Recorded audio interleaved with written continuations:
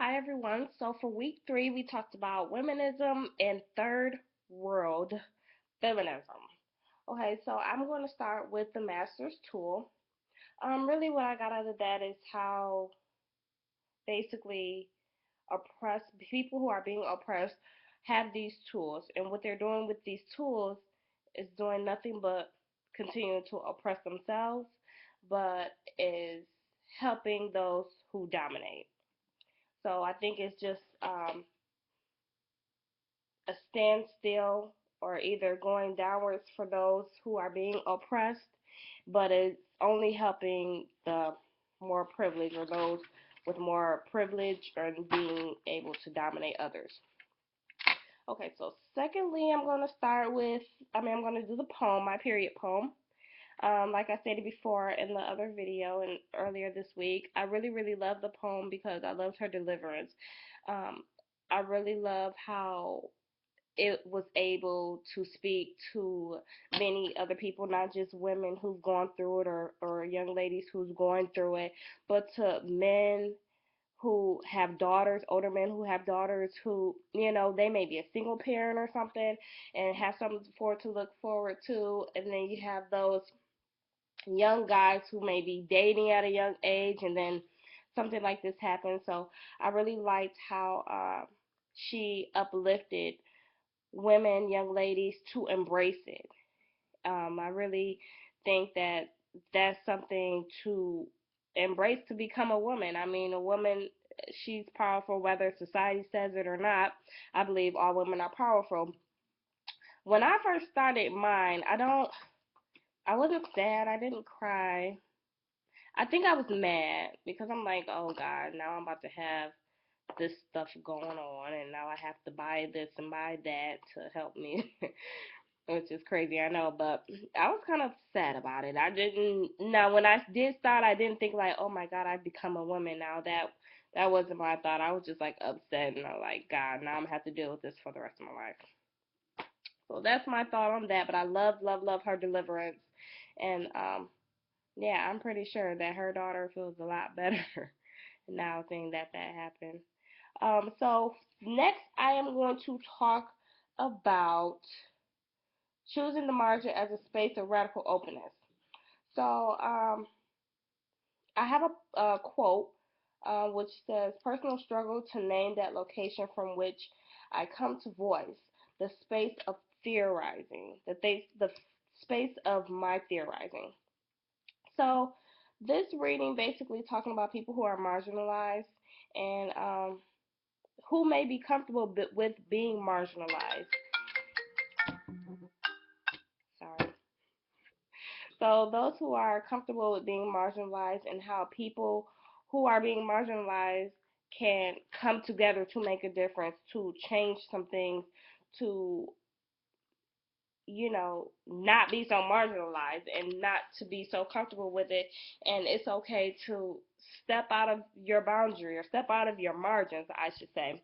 So I think that's just about coming together and doing what you have to do um, to basically make a change to better yourself, to better your other people who are also being marginalized. Next, I am going to talk about bridge called my deck. So this one I really liked. At first I was a little confused because I'm like, okay, she's talking about 1979 and then she's going to 1983. But I love how she touched on how African American women, you know, are less privileged and some of the things that they may go through being more oppressed than others or being oppressed with anything else. So one thing I think she stated in here was third world feminism does not provide the kind of political framework that women of color are rolling into droves. Which I feel that she's saying that third world feminism does not politically um, support African American women, perhaps how they support white women or other women who has more privilege than African American women. She also um, stated how a lot of the times things go from cover to cover instead of working inside out to make a change and to improve things, and how sometimes people are actually scared to start from the inside. So what I took from that was to not, you go from one end of the stick and another end of the stick, but do not forget about the middle. Do not forget about those who are less privileged, the minority, those who may get discriminated against, those who are in a different or lower class. To maybe you should start there and then work your way outside. Start with those who are being oppressed more. So start with those who deal with racism more or classism more, and just work your way out. Start with where it needs to start in the core is how I took that one. So by the way, I think Bridge Call My Back was like my favorite reading. I really, really liked it, so that was a good one. So for the practice project, I'm gonna tell you guys, it's rough. It's rough because it's like summertime. I went shoe shopping with my mom. Of course, I had to get sandals. I'll be going to Miami in a couple of weeks. Of course, I have to wear sandals. And then I go get my nails done, but I can't get my toes done. My nail tech's like, are you sure you don't want your toes done? And she's asking, like, what color is my toes? And they going to be looking mixed match. And but I'm doing it. So that's all that matters. So for the Google Hangout, we're still trying to get that together with actually. So that is something I'm still looking forward to. But I do like the fact that you guys comment on your Google Hangouts, which help me a little bit with, what I'm reading, or if I have questions or anything like that. So I really do like that I get some type of, input, or some type of, questioning, or some type of, confirmation. So that is that for my annotated bibliography. So I got a little feedback on that. I'm still trying to figure out whether I am going to focus on lesbian feminism or anarchist feminism.